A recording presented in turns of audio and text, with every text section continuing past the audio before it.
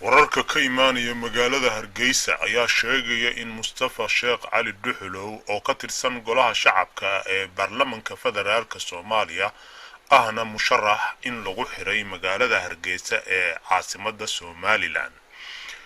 wariye ku sugan magaalada Hargeysa ee Somaliland ayaa bartiisa Facebook ku soo daabacay in garoonka Hargeysa maanta lagu xiray xildhibaan Mustafa Dhuxulow. xildhibaan Mustafa Sheekh Cali Dhuxulow oo ka tirsan baarlamaanka Soomaaliya ahna musharax madaxweyne ayaa maanta lagu xiray magaalada Hargeysa xilli uu ka soo degay garoonka diyaaradaha ee Cigaal International Airport, ayuu yiri wariye Khalid Fodari oo qoraal soo dhigay bartiisa Facebook.